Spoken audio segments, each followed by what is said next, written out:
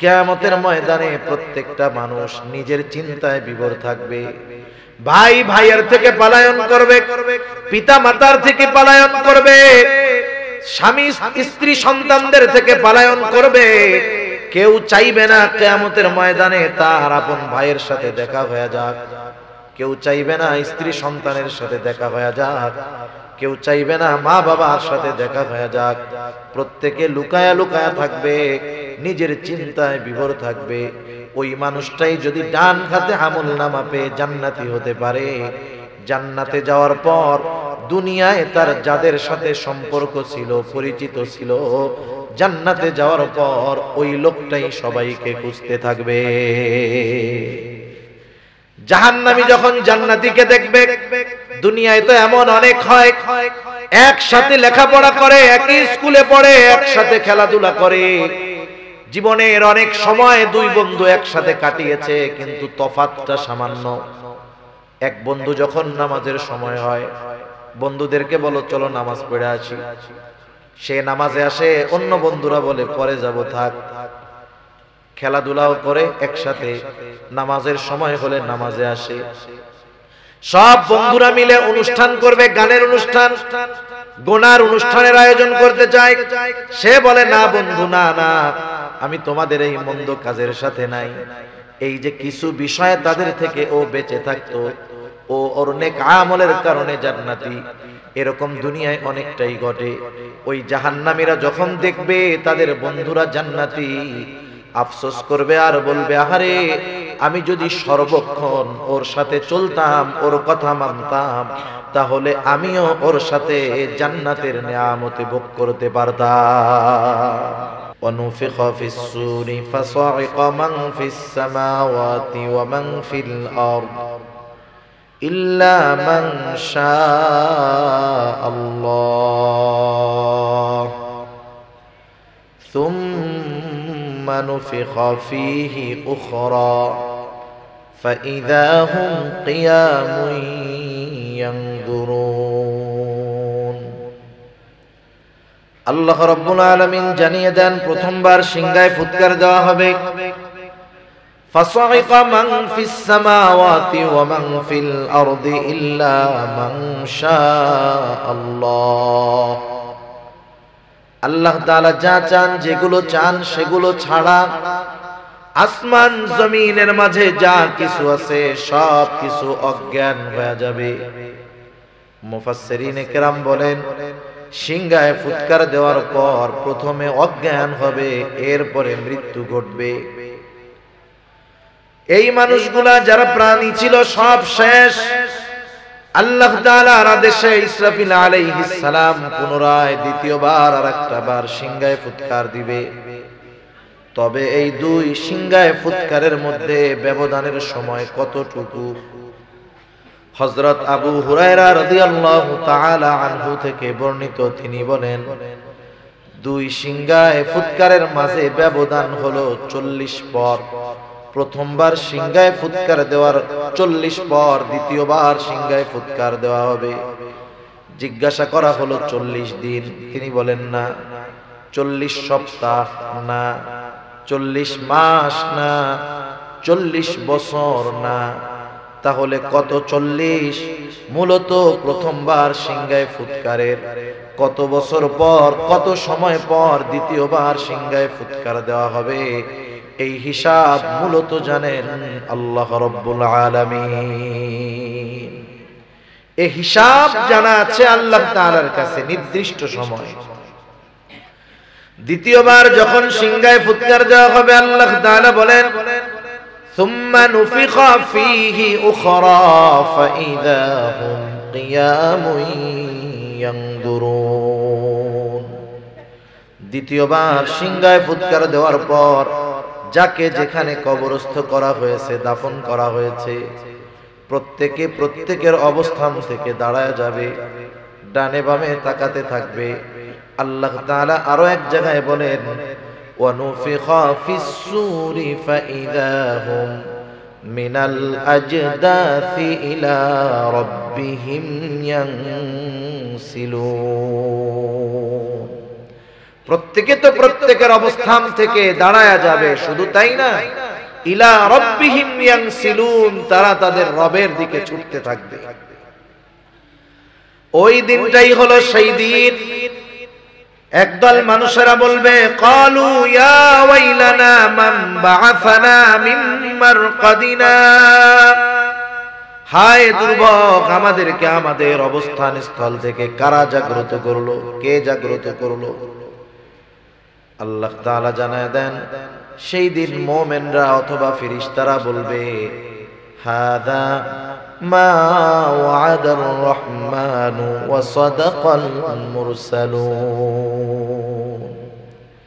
এটাই তো দয়াময়ের সেই প্রতিশ্রুত দিবস, যেই দিবসের ওয়াদা প্রতিশ্রুতি আল্লাহ তাআলা দিয়েছেন। ওয়া সাদাকাল মুরসালুন, এই দিবসের সত্যায়ন রাসূলগণ করেছেন। এটা হলো সেই দিবস, কিয়ামতের দিবস। এই দিবস ইয়াউমুল হাসর, সকলকে একত্রিতকরণ দিবস। ইয়াউমুল জাযা, মানুষের পূর্ণ প্রতিদান দেওয়ার দিবস।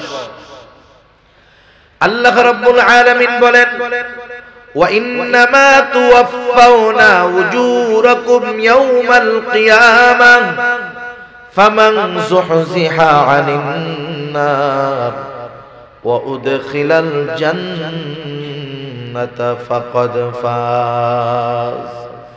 আল্লাহ রাব্বুল আলামিন বলেন, কিয়ামতের দিন প্রত্যেককে তার কর্মের পূর্ণ প্রতিদান দেওয়া হবে।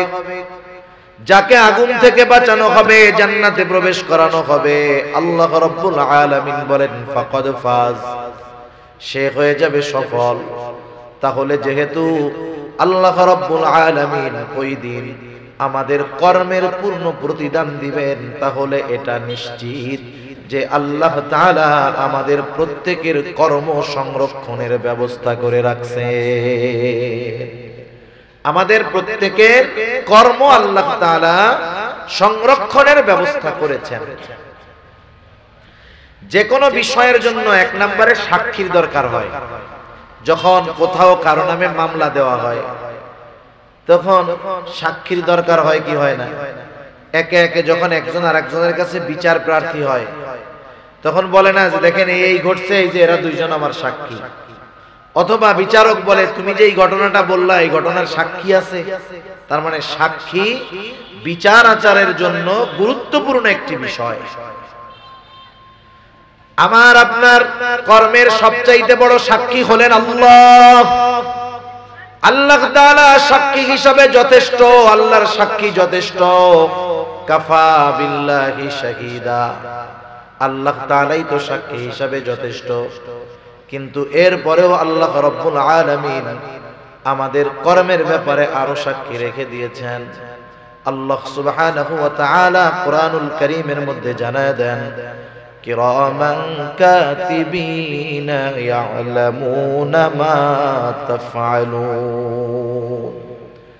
আল্লাহ রাব্বুল আলামিন বলেন, কিরামান কাতিবিন, সম্মানিত লেখকদ্বয় জানে তোমরা কি আমল করো।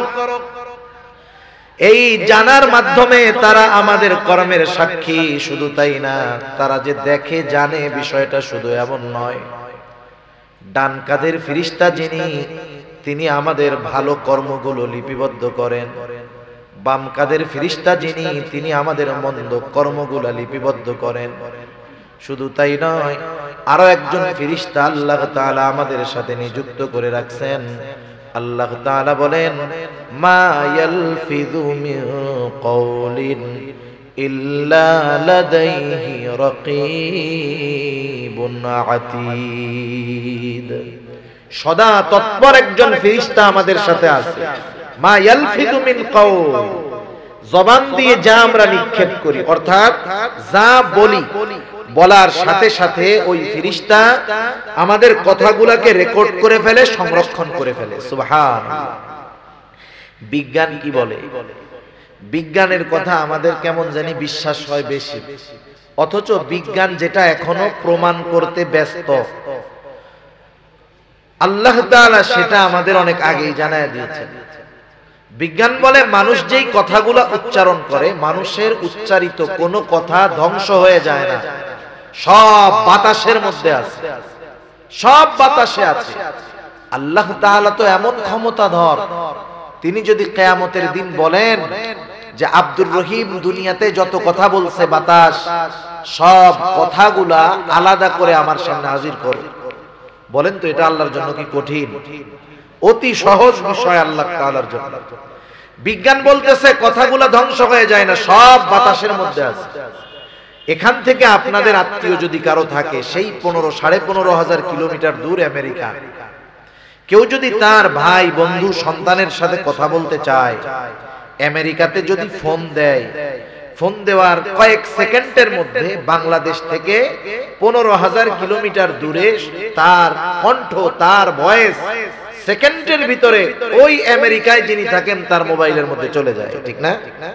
শুধু কথা বলা যায় তা না, এখানে যা হচ্ছে মোবাইলের মাধ্যমে তাকে দেখানো যায়। তার নাই কিচ্ছু নাই, কেমনে যায়? নেটওয়ার্ক সিস্টেম, নেটওয়ার্ক এগুলা যথাযথ নম্বরে পৌঁছানোর ব্যবস্থা করে। সাথে সাথে বাতাসকে ব্যবহার করা হয়। এই বাতাস আর নেটওয়ার্ক, এই প্রযুক্তির সংমিশ্রণ সেকেন্ডের ভিতরে আমার আপনার এই বাংলাদেশে বলা কথাটা, শব্দটা হুবহু টোনে, হুবহু উচ্চারণে সেকেন্ডের ভিতরে আমেরিকায় চলে যাচ্ছে।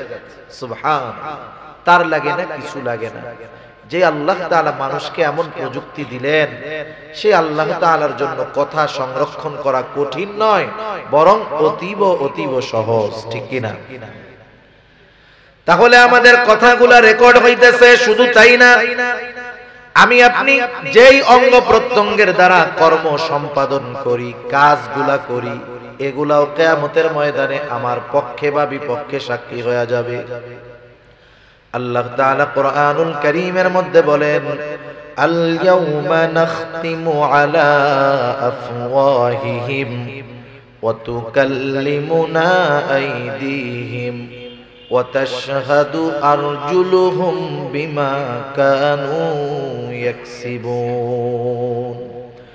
আল্লাহ রাব্বুল আলামিন বলেন, আজকের এই দিন অর্থাৎ কিয়ামতের দিন, নাখতিমু আলা আফওয়াহিহিম, আমি তাদের মুখের উপরে মোহর মেরে দিব, ওয়া তুকাল্লিমুনা আইদিহিম, আমার সাথে কথা বলবে তাদের হাত, ওয়া তাশহাদু আরজুলুহুম, সাক্ষী দিবে তাদের পা, বিমা কানু ইয়াকসিবুন, এই হাত পা দ্বারা তারা কি উপার্জন করেছে। শুধু যে আমার আপনার হাত পা আল্লাহ তাআলার সাথে কথা বলবে এমনটা নয়, বরং আল্লাহ তাআলা আর এক জায়গায় বলেন, শাহিদা আলাইহিম সামউহুম ওয়া আবসারুহুম ওয়া জুলুদুহুম বিমা কানু ইয়ামালুন। আল্লাহ তাআলা বলেন, সাক্ষী দিবে তাদের চোখ, সাক্ষী দিবে তাদের কান, সাক্ষী দিবে তাদের কান, সাক্ষী দিবে তাদের চোখ, সাক্ষী দিবে তাদের চামড়া। এই চোখ, কান, জবান, চামড়া দিয়ে তারা কি আমল করেছে। 60-70 বছর হায়াতের মার সময় কথা বলেছে কিংবা বাধা দিয়েছে নাকি? কোনদিন কথাও বলে নাই, বাধাও দেয় নাই। অথচ এই হাত দিয়ে আমি আপনি অপরাধ করাচ্ছি, চোখ দিয়ে অপরাধ করছি, কান দিয়ে অপরাধ করতেছি, এরা কোনো কথা বলে না। কিয়ামতের দিন যখন কথা বলতে দেখবে, যার বিরুদ্ধে কথা বলবে সে তো অবাক হয়ে যাবে। এবার জিজ্ঞাসা করবে, ক্বালু লিজুলুদিহিম লিমা শাহিদতুম আলাইনা, কি চামড়া তোমরা কেন আমাদের বিরুদ্ধে সাক্ষী দাও? তার মানে দুনিয়ায় তো কথা বলতে পারতো না, এখন কেমন করে সাক্ষী দাও? কথা কেমন করে বলতেছ? এইবার ওই অঙ্গ প্রত্যঙ্গ গুলাও জবাব দিবে, ক্বালু আনতাকানাল্লাহ, আজকে আমাদেরকে কথা বলার ক্ষমতা দিয়েছেন কে? আল্লাহ আজকে আমাদের কথা বলার ক্ষমতা দিয়েছেন। ওই সময় ক্ষমতা দেন নাই বিধায় দুনিয়ায় কথা বলতে, কিন্তু আল্লাহ তাআলা আজকে আমাদেরকে কথা বলার ক্ষমতা দিয়েছেন। এজন্য তুমি আমাদের দ্বারা দুনিয়াতে কি অপরাধ সংগঠিত করেছো সব আল্লাহ তাআলার কাছে আমরা বলে দিচ্ছি। একটা মানুষ যদি এই চিন্তাগুলো আমরা সবসময় আমাদের সামনে রাখতে পারি যে হায় হায়, আমি মানুষের সামনে গুনাহ করা, অপরাধ করা, মন্দ কাজ করা, এটাকে কতটা ভয় পাই, অথচ সার্বক্ষণিকভাবে আল্লাহ সুবহানাহু ওয়া তাআলা আমাকে দেখতেছেন, আমার সাথের ফেরেশতারা সর্বক্ষণ আমার সাথে আছে, আমি যাদেরকে দিয়ে অপরাধ করি, অন্যায় করি, তারা আমার বিপক্ষে সাক্ষী। এই চিন্তাগুলা আমরা যতক্ষণ আমাদের মাঝে যথাযথভাবে প্রবেশ করাতে না পারবো, দুনিয়ার আইন, দুনিয়ার কঠোরতা, ওয়াজ নসিহত সহজে আমাদেরকে পাপ থেকে দূরে ঠেলতে পারবে না, পাপ থেকে বাঁচাতে পারবে না। এই চিন্তাগুলা যদি আমাদের মধ্যে না আসে, স্বাভাবিক আপনাদের এলাকার কাউকে যদি বলা হয় যে আপনাকে কিন্তু হাটহাজারী থানা থেকে নজরদারিতে রাখা হয়েছে, খবর আসলো যে আপনি প্রশাসনের নজরদারিতে আছেন, বলেন তো ও 24 ঘন্টা টেনশনে থাকবে না? ঘরের মধ্যে থাকলেও চিন্তায় থাকবে, মসজিদে থাকলেও চিন্তায় থাকবে, বাজারে থাকলেও চিন্তায় থাকবে। আমরা কি 24 ঘন্টা আল্লাহর নজরদারিতে নাই? দুনিয়ার প্রশাসন তাকে কতটুকু সময় নজরদারি করবে? ঘরের মধ্যে গেছে ল্যাপের তলে দেখবে না, কিন্তু আমি আপনি যত আধারে যাই, যত একাকিত্ব অবলম্বন করি না কেন, আল্লাহ তাআলার নজরের বাইরে কখনো যাওয়ার কোনো উপায় আমাদের নাই। এই চিন্তাগুলা মানুষকে গুনার থেকে বাঁচাইতে পারে। তা যাই হোক, দুনিয়ায় যেই কর্মগুলো আমরা করছি, কিয়ামতের দিন আমাদের কর্মের সাক্ষীও আছে, কর্মের প্রতিদানও আল্লাহ তাআলা দিবেন। এগুলো কিয়ামতের দিন আমলনামা বানানো হচ্ছে, ফাইল আকারে প্রস্তুত হচ্ছে, এগুলা কিয়ামতের দিন আল্লাহ তাআলা ছাইড়া দিবেন। প্রত্যেকের দুনিয়ার আমলনামা, যে দুনিয়ায় যে আমল করেছে, যা যা আমল করেছে, যা বলেছে, যা করেছে, সব লিপিবদ্ধ আছে। প্রত্যেকের আমলনামা প্রত্যেকের কাছে পৌঁছায়া যাবে। আমলনামা ডান হাতে কেউ পাবে, আমলনামা বাম হাতে কেউ পাবে। ডান হাতে আমলনামা যারা পাবে তারা সফল জান্নাতি, বাম হাতে যারা আমলনামা পাবে তারা ব্যর্থ, তারা জাহান্নামী। ডান হাতে যারা আমলনামা পাবে, বিষয়টা কিন্তু এমন নয় যে আমলনামা সামনে আছে, মন চাইলে ডান হাত দিয়া নিলাম, মন চাইলে বাম হাত দিয়া নিলাম, এমন নয়।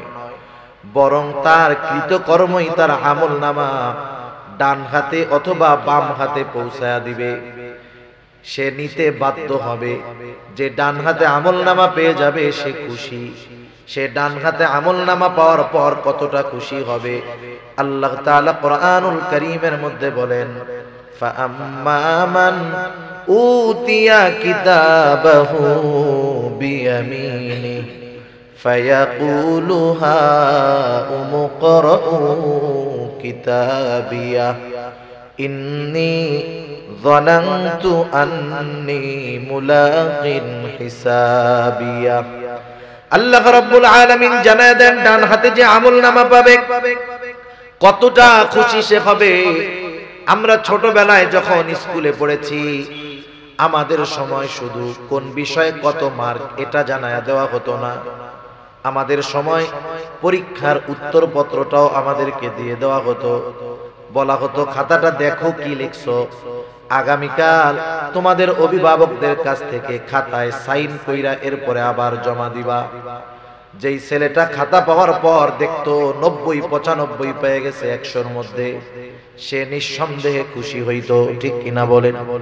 বন্ধুদেরকে তার খাতাটা দেখাইতো যে দেখো আমি অঙ্কে 95 পেয়েছি, ইংরেজিতে 90 পেয়েছি। খুশিতে সে বন্ধুদেরকে বলতো, দেখো আমার খাতা পড়া দেখো কত সুন্দর লিখছি। ডান হাতে যে আমলনামা কিয়ামতের ময়দানে পাবে, আল্লাহ তাআলা বলেন সেও বলবে, এই তো আমার কিতাব, পড়ো তোমরা। ফায়াকুলু হাউমু করাউ কিতাবিয়া। এখন ডান হাতে আমলনামা সে পাইলো কেন, এর কারণটাও কেমন জানি সে বলে দিবে। প্রশ্ন করে না, বন্ধু তুমি 90 কেমনে পাইলা? আমরা তো 60, 70, 50 পাইতে কষ্ট হয়েছে। সে তখন কি বলে, শোনো আমি ঠিক মতো লেখাপড়া করছি, তোমরা রাত 10টায় ঘুমিয়ে গিয়েছো, আমি 12টা পর্যন্ত এগুলা পড়ছি। আর আমার দৃঢ় প্রত্যয় ছিল যে লেখাপড়া যদি আমি করি তাইলে আমি 90-এর উপরে মার্ক পাবো, এই জন্যই তো 90 পাইছি। ডান হাতে আমলনামা যিনি পাইলেন তিনি বলবেন, ইন্নী যানানতু আন্নী মুলাকিন হিসাবিয়া। আমি এই ব্যাপারে দৃঢ় ধারণা রাখতাম, দৃঢ় বিশ্বাস রাখতাম যে আমাকে হিসাবের মুখোমুখি হতে হবে, হিসাবের মোলাকাত হতে হবে, তথা আমার দুনিয়ার কর্মের হিসাবের মুখোমুখি জবাবদিহিতার কাঠগড়ায় আমাকে দাঁড়াতে হবে। দুনিয়ায় এই ব্যাপারে আমার দৃঢ় বিশ্বাস ছিল বিধায় আমি আমার কর্মগুলো ভালো করেছি, নেক আমল করেছি, যার কারণে আজকে আমি ডান হাতে আমলনামা পেয়ে গেছি। আর একদল বাম হাতে আমলনামা পাবে। বাম হাতে যারা পাবে এদের আমলনামা বুক চিরে বাম হাতটাকে পেছন দিকে নেওয়া হবে, বাম হাতের মধ্যে আমলনামা দেওয়া হবে। বাম হাতে আমলনামা প্রাপ্ত মানুষগুলার বক্তব্য কি হবে আল্লাহ তাআলা বলেন, ও আম্মা মান উতিয়া কিতাবাহু বিশিমালি ফায়াকুলু ইয়া লাইতানি লাম উতা কিতাবিয়া ওয়া লাম আদরি মা হিসাবিয়া। বাম হাতে আমলনামা যে পাবে সে বলবে ইয়া লাইতানি লাম উতা কিতাবিয়া, হায় রে আমার দুর্ভোগ, আমি যদি এই আমলনামা না পাইতাম কতই না ভালো হতো, আমি যদি আমার হিসাবের ব্যাপারে না জানতাম কতই না ভালো হতো। আফসোস করবে, কিন্তু করার কোনো কিছু নাই, কারণ বাম হাতে আমলনামা পেয়ে গেল, ঠিকানা হবে তার জাহান্নাম। তাহলে ডান হাতে যারা আমলনামা প্রাপ্ত হবে জান্নাতি, বাম হাতে আমলনামা পেল জাহান্নামী। জান্নাতীরা জান্নাতে যাবার পরে দুনিয়ার মধ্যে যার সাথে যাদের সাথে তার পরিচয় ছিল, জানাশোনা ছিল, জান্নাতে গিয়ে সবাইকে খুঁজতে থাকবে। কিয়ামতের ময়দানে প্রত্যেকেই চিন্তিত, পেরেশান, ভীত। কেমন ভীত? কিয়ামতের ময়দানে প্রত্যেকটা মানুষ নিজের চিন্তায় বিভোর থাকবে। ভাই ভাইয়ের থেকে পলায়ন করবে, পিতা মাতার থেকে পলায়ন করবে, স্বামী স্ত্রী সন্তানদের থেকে পলায়ন করবে। কেউ চাইবে না কিয়ামতের ময়দানে তার আপন ভাইয়ের সাথে দেখা হয়ে যাক, কেউ চাইবে না স্ত্রী সন্তানের সাথে দেখা হয়ে যাক, কেউ চাইবে না মা বাবার সাথে দেখা হয়ে যাক। প্রত্যেকে লুকায়া লুকায়া থাকবে, নিজের চিন্তায় বিভোর থাকবে। ওই মানুষটাই যদি ডান হাতে আমলনামা পেয়ে জান্নাতি হতে পারে, জান্নাতে যাওয়ার পর দুনিয়ায় তার যাদের সাথে সম্পর্ক ছিল, পরিচিত ছিল, জান্নাতে যাওয়ার পর ওই লোকটাই সবাইকে খুঁজতে থাকবে। কিয়ামতের ময়দানে পেরেশান, চিন্তিত, ভীত। জান্নাতে যাওয়ার পরে আর চিন্তা নাই, কারণ সেখানে শুধু সালাম সালাম, শান্তি আর শান্তি। এবার সে সব পরিচিত জনকে খুঁজবে, কোথায় আমার ভাই, কোথায় আমার মা, কোথায় আমার বাবা, কোথায় সন্তান, কোথায় আমার সেই বন্ধু বান্ধব, সবাইকে সে খুঁজবে। বলেন তো, খুঁজবে ঠিকই, কিন্তু সবাইরে কি সে জান্নাতে পাবে? সবাইকে জান্নাতে পাবে না তো। কারণ দুনিয়ার অনেক কাছের মানুষ, কাছের বন্ধু হয়তো বাম হাতে আমলনামা পেয়েছে, বদআমলের কারণে সে জাহান্নামে চলে গেছে। এজন্য আল্লাহ তাআলা জানায়া দিয়েছেন প্রত্যেকটা মানুষ তার কর্মের নিকটে দায়বদ্ধ। এখানে বোঝানো উদ্দেশ্য হলো বদআমল যারা করছে, বাম হাতে যারা আমলনামা পেয়েছে, এই আমলনামা পাওয়াটা বাম হাতে তার কর্মফল, সুতরাং তার ঠিকানা জাহান্নাম। আর ডান হাতে যে আমলনামা পেল সে তো সফল হয়ে গেল। এজন্য আল্লাহ তাআলা বলেন, কুল্লু নাফসিন বিমা কাসাবাত রহিনা ইল্লা আসহাবাল ইয়ামিন ফি জান্নাতিন ইয়াতাসাআলুন। জান্নাতে যাওয়ার পরে জান্নাতীরা তো খুঁজবে, সবাইকে পাবে না। তাফসীরে ইবনে কাসীরের মধ্যে আসছে আল্লাহ তাআলা জান্নাতি আর জাহান্নামীদের মধ্যে দেখা ও কথাবার্তার ব্যবস্থা করে দিবেন। সুবহানাল্লাহ। জান্নাতীরা জাহান্নামীদের অবস্থা দেখবে, জাহান্নামীরা জান্নাতীদের অবস্থা দেখবে। জান্নাতীরা দেখবে যে জাহান্নামের মধ্যে তাদের অনেক পরিচিত জন, বন্ধু বান্ধব শাস্তি ভোগ করতেছে। মানুষ যখন কষ্ট দেখতে পারে তখন সে যে অবস্থায় থাকে ওইটা তার কাছে শান্তির লাগে। মনে করেন আমাদের কাছে অনেক ঠান্ডা লাগতেছে, এখন শীত লাগতেছে না? আপনি যদি চট্টগ্রাম শহরে যান দেখবেন রাস্তার ফাঁকে ফাঁকে আইল্যান্ডের মাঝে কিছু মানুষ শুয়ে আছে। আমাদের তো কান ঢাকার রুমাল আছে, গায়ে দেওয়ার সোয়েটার আছে, ওর ওইটাও নাই। ওই দৃশ্য দেখার পরে যতই শীত থাক আমার আপনার শীত আর থাকবে না। কেন? ওই কষ্ট দেখে আমি যেই অবস্থায় আছি এই নিয়ামতের কদর আমি তখন বুঝতে পারবো। তখন আল্লাহ তাআলার দরবারে নেককার বান্দা হলে এমনিই বলবো আলহামদুলিল্লাহ। হায় হায়, চিন্তা করি যে আমার কত কষ্ট, অথচ আমার চাইতে কত কষ্টে মানুষ আছে, আল্লাহ আমারে খুব ভালো রাখে। জান্নাতীরা যখন জাহান্নামীদের ওই অবস্থা দেখবে তার প্রিয়জন, বন্ধু, আত্মীয় স্বজন জাহান্নামের মধ্যে কঠিন শাস্তি ভোগ করতেছে, এই দৃশ্যটা দেখার পর জান্নাতের নিয়ামত যেই লোকটা পেল, আল্লাহ তাআলার প্রতি তার কৃতজ্ঞতার মাত্রা আরো বেড়ে যাবে। সে আল্লাহ তাআলাকে বলবে, আল্লাহ, এদের সাথেই তো আমি দুনিয়ায় একসাথে চলতাম, আপনি যদি আমার প্রতি দয়া না করতেন, আমার প্রতি যদি ইহসান না করতেন, আল্লাহ, হয়তো আমাকেও ওর সাথে ওই জাহান্নামের শাস্তি ভোগ করা লাগতো। জাহান্নামী যখন জান্নাতীকে দেখবে, দুনিয়ায় তো এমন অনেক হয়, একসাথে লেখাপড়া করে, একই স্কুলে পড়ে, একসাথে খেলাধুলা করে, জীবনের অনেক সময় দুই বন্ধু একসাথে কাটিয়েছে, কিন্তু তফাৎটা সামান্য। এক বন্ধু যখন নামাজের সময় হয়, বন্ধুদেরকে বলো চলো নামাজ পড়ে আসি, সে নামাজে আসে, অন্য বন্ধুরা বলে পরে যাব, থাক। খেলাধুলাও করে একসাথে, নামাজের সময় হলে নামাজে আসে। সব বন্ধুরা মিলে অনুষ্ঠান করবে, গানের অনুষ্ঠান, গোনার অনুষ্ঠানের আয়োজন করতে চায়। সে বলে না বন্ধু, না না, আমি তোমাদের এই মন্দ কাজের সাথে নাই। এই যে কিছু বিষয়ে তাদের থেকে ও বেঁচে থাকতো, ও ওর নেক আমলের কারণে জান্নাতি। এরকম দুনিয়ায় অনেকটাই ঘটে। ওই জাহান্নামীরা যখন দেখবে তাদের বন্ধুরা জান্নাতি, আফসোস করবে আর বলবে, আহারে, আমি যদি সর্বক্ষণ ওর সাথে চলতাম, ওর কথা মানতাম, তাহলে আমিও ওর সাথে জান্নাতের নিয়ামত ভোগ করতে পারতাম। আফসোস, আফসোস মানুষের কষ্ট বাড়িয়ে দেয়। আফসোস মানুষের কষ্ট বাড়ায় দেয়। যেমন মনে করেন, যদি কেউ নদীতে মাছ ধরে থাকেন, বুঝবেন, সকাল থেকে দুপুর পর্যন্ত মাছ ধরার চেষ্টা করতেছে। আমাদের অঞ্চলগুলোয় বিল আছে, তো ফাঁকা জায়গা, পানি হয়, অনেক বড় বড় মাছ পাওয়া যায়, মানুষে মাছ মারতে যায়। মনে করেন সকাল থেকে দুপুর পর্যন্ত সে পরিশ্রম কইরা একটা মাছও পায় নাই। কষ্ট হইছে না তার? কষ্ট হইছে। এই দুপুর বেলা হঠাৎ করে বড় একটা মাছ তার হাতের মধ্যে বাঁধছে, কোলের মধ্যে ধরছে, 20 কেজি মাছ। মনে করেন 20 কেজি ওজনের একটা মাছ। বলেন তো, এত বড় মাছটা যখন হাতে আসলো, এই যে 6 ঘন্টা যে কষ্ট হয়েছিল, কষ্টের কথা মনে আছে? আনন্দে আছে না?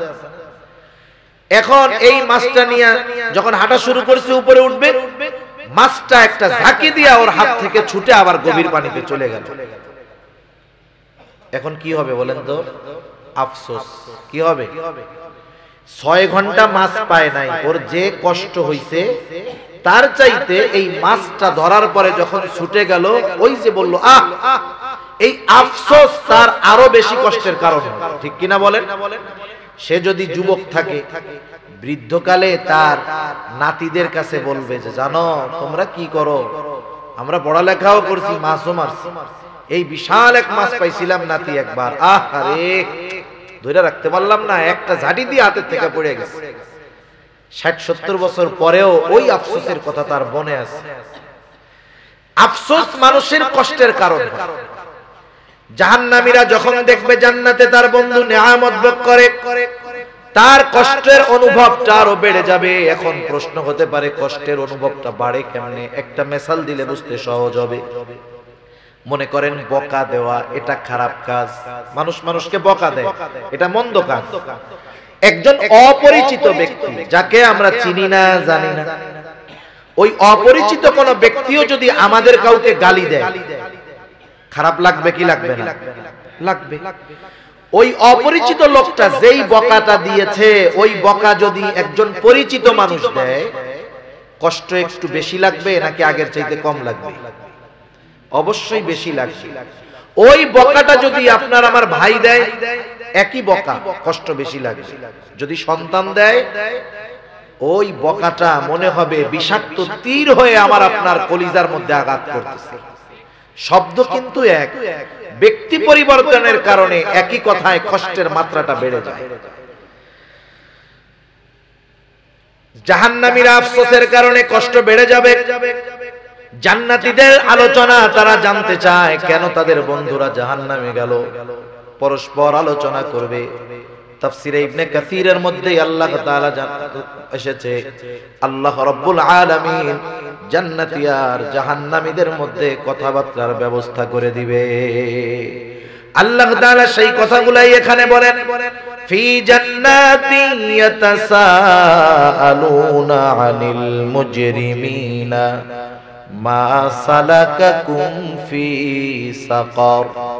জান্নাতীরা মুজরিমদেরকে, পাপীদেরকে তথা জাহান্নামীদেরকে জিজ্ঞাসা করবে, কোন জিনিসে বা কোন কারণে তোমরা এই জাহান্নামে আসলা, কোন জিনিস তোমাদেরকে এই জাহান্নামে আনলো।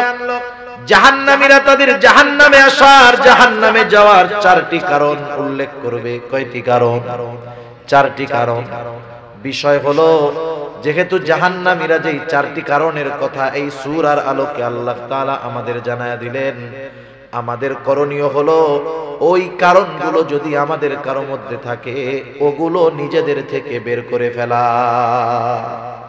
কারণ ওই কারণে জাহান্নামে যাওয়া লাগতে হবে।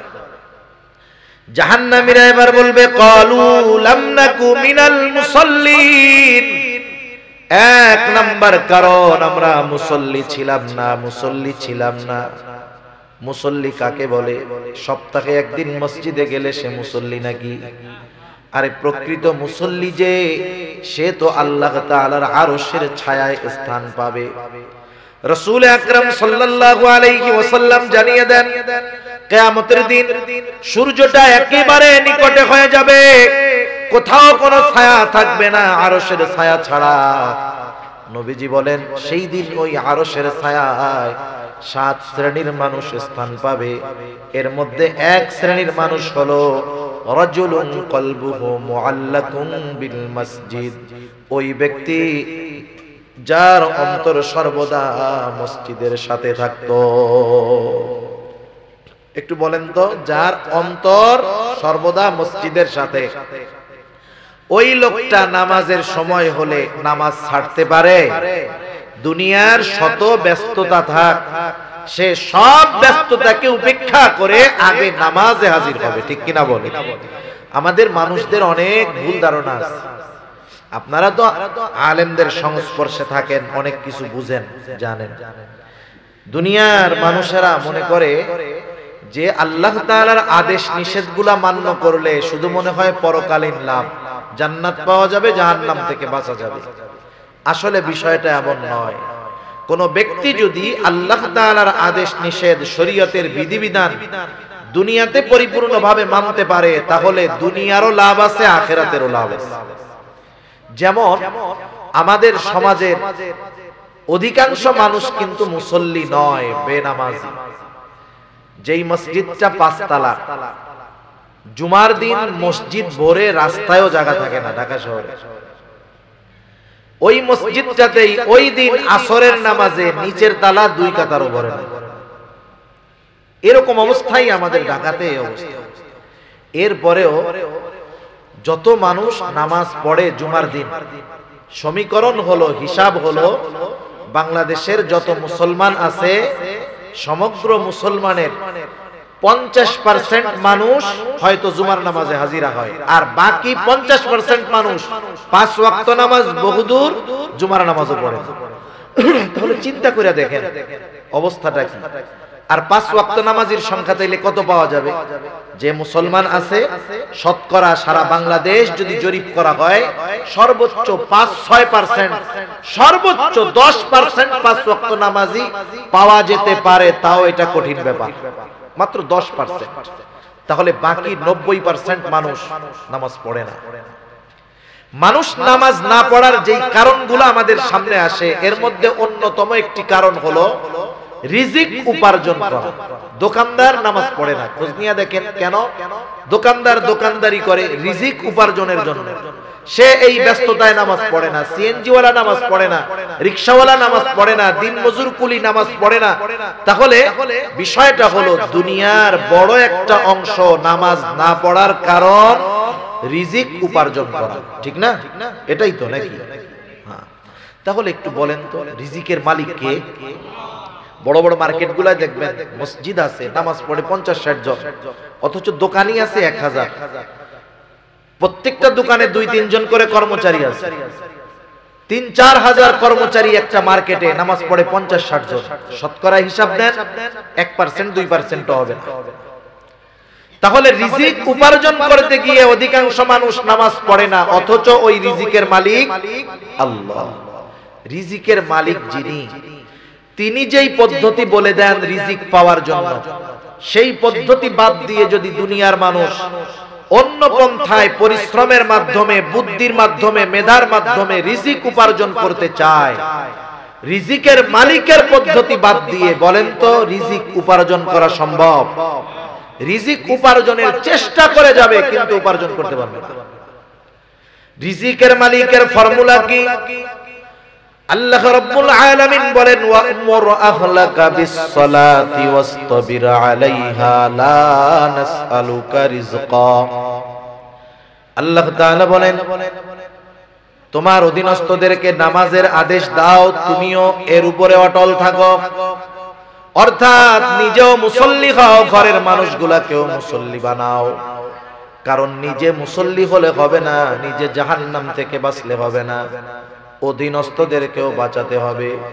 আল্লাহ তাআলা বলেন ইয়া আইয়ুহাল্লাযীনা আমানু কু আনফুসাকুম ওয়া আহলিকুম নারা। আল্লাহ তাআলা বলেন হে ঈমানদারেরা, নিজে জাহান্নামের আগুন থেকে বাঁচো, তোমার অধীনস্থদেরকেও জাহান্নামের আগুন থেকে বাঁচাও। ঈমানদারদের উপরে আদেশ, যেহেতু ঈমান তার আছে, তাইলে কি দিয়া জাহান্নাম থেকে বাঁচবে? তার মানে ঈমান যেহেতু আছে, আল্লাহ তাআলা কেমন যেন বলতেছেন বান্দা তুমি নেক আমল নিজে করো, এর মাধ্যমে জাহান্নাম থেকে নিজেকে বাঁচাও। অধীনস্থদেরকে দিয়ে নেক আমল করানোর মাধ্যমে জাহান্নাম থেকে বাঁচাও।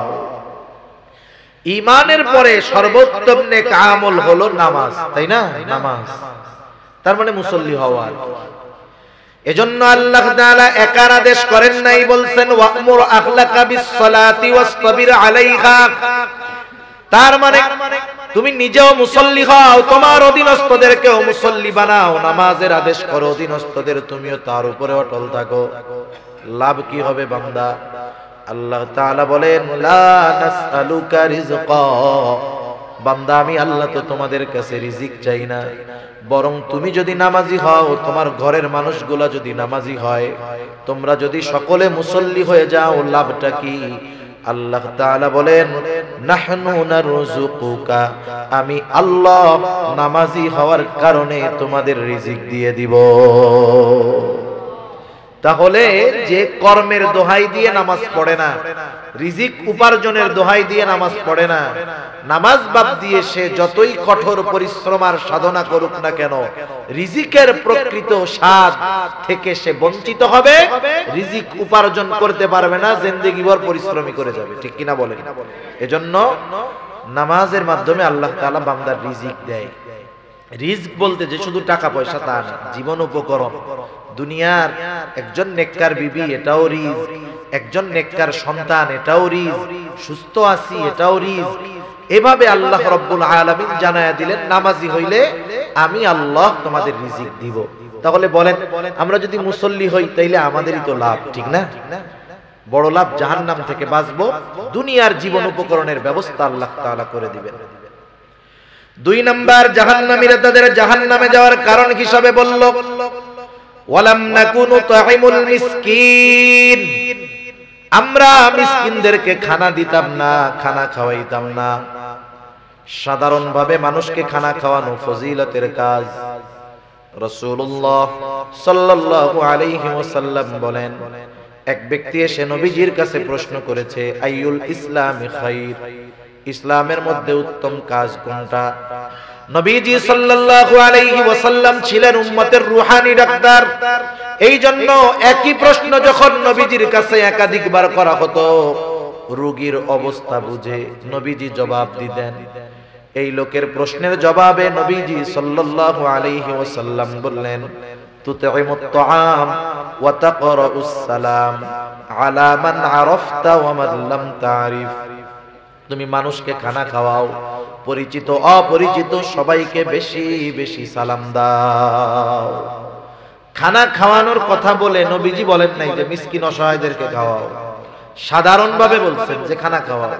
তার মানে আমি যদি কাউকে খানা খাওয়াই, সে ধনী হোক গরিব হোক, সচ্ছল হোক অসচ্ছল হোক, পরিচিত হোক অপরিচিত হোক, দেশি হোক বিদেশি হোক, নেককার হোক বদকার হোক, আমি যদি আল্লাহর সন্তুষ্টির জন্য খানা খাওয়াই, এই খানা খাওয়ানোটা উত্তম কাজ, ঠিক কিনা বলেন?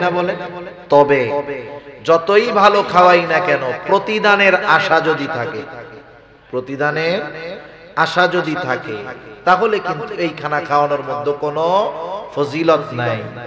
আর জামানা তো এমন, মানুষ আরেকজনের দাওয়াত দেয় কিছু পাওয়ার আশা করেই, ঠিক না? কিছু পাওয়ার আশা করেই দাওয়াত দেয়। এ ধরনের দাওয়াতের মধ্যে কোনো ফায়দা নেই।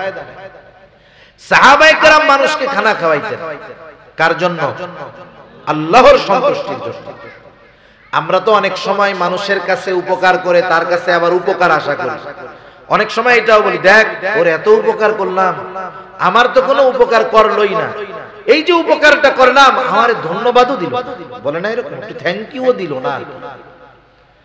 সাহাবায়ে কেরামের অভ্যাস কি ছিল? আল্লাহ তাআলা কোরআনুল কারীমের মধ্যে জানায় দেন।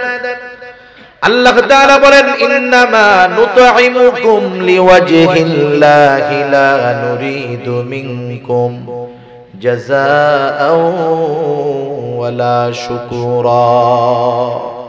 তারা খানা খাওয়া কি বলতো? ইন্নামা নুতঈমুকুম লিওয়াজহিল্লাহ, আমরা তোমাদেরকে আল্লাহর জন্য খানা খাওয়াইছি, যেহেতু খাবারটা আল্লাহর জন্য খাওয়াইছি, লা নুরিদু মিনকুম জাযাআ, আমরা তোমাদের কাছে কোনো প্রতিদান চাই না। প্রতিদান তো বহুদূর, ওয়ালা শুকুরা, আমরা তোমাদের কাছে কৃতজ্ঞতাও আশা করি না, ধন্যবাদও চাই না। কারণ খাওয়াইছি আল্লাহ তাআলার জন্য, প্রতিদান আশা করি আল্লাহ তাআলার কাছে।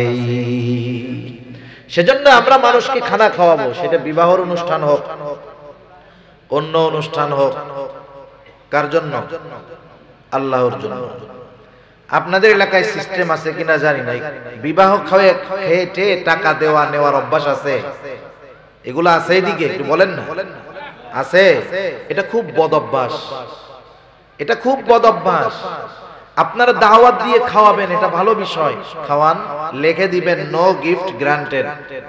আর এখনের মানুষও চালাক আছে অনেক, এক পরিবারে একটা বিবাহের কার্ড দেয়, আগে এক কার্ডে পরিবারের 6 জন লোক গিয়া দাওয়াতে শামিল হইছে। এখন চালাক হয়ে গেছে, কি করে জানেন? অনেক জায়গায় কার্ডে লিখে দেয় যে অনলি ফর ওয়ান পারসন, মানে কমিউনিটি সেন্টারে এক কার্ড দিয়ে একজন ঢুকতে পারবে। কথা বুঝতে পারছেন? আগে এক কার্ড দিয়ে ফ্যামিলির সবাই যাইতো, বুঝেন নাই? এক কার্ড দিয়ে এখন একজনের বেশি ঢুকতে পারে না। অনেক